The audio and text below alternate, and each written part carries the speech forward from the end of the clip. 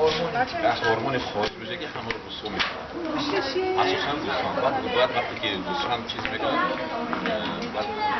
خب چیه؟ اونم در قبلن نداره یعنی خصوصه داره فقط همه تصور باید بیداره وقتی تو رو از این آزادی بعدش نمیدید من نه همه در زیندان ما پیامی دوره در اینجا آره دیگه چکار کنید؟ زندان اومدیم بیرون هیجان دارید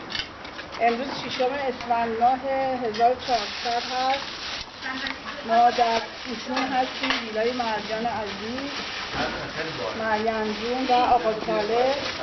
داره یه غذای اصیل تاجیکستانی برای ما درست میکنه بله اسمش آش پلو هست و من در حیرت این اجاقشون هستم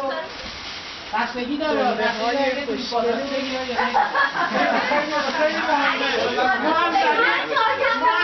زده بود 1 ساعت و 5 دقیقه ما همون 1 ساعت و 5 دقیقه برسیم بچه خانوم ها سری کارن آقایان بازی دارن کجا بازی دارن؟ شرمنده بچه رهایی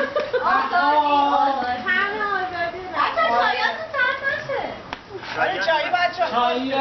چایا از آزادی فیلم بگیر آزادی که اصلا حتی یکی آهنگ بذاره بیاره بیرون خیلی جا باشه جای همگی خالی الان اینو میخواید چیه لایوه؟ نه از اون حواس که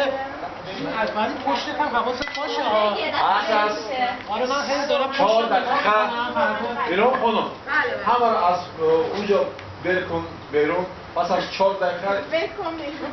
اینجا بیاد پیشتون از اونجا 4 دقیقه دیگه 4 دقیقه بیاد آقا الان سیرم نگه این بسکری نیست اینا همین یک میدونم حیث خوی بودم به آقا طالب هش یعنی چی؟ پیش کنیم پیش بچه چای جوکر رو دیدی؟ آره من دوست بچه دارم چای هش میکنه آره عباس جمشیدی هش میندازه طبق من میگیرم این دره میذاری چایی میخوری بذار تو این بعد اینو بشور بیا خوبه عالیه خب مخزون اونو بگیر بعد اونجا بعد خوشن ها پیازم چپ کن پیاز اون گونده رو اون دوم پیازم دبانوش نپرتوزیم مریم باشه چند عالی میشه نسوزدی خیلی وقت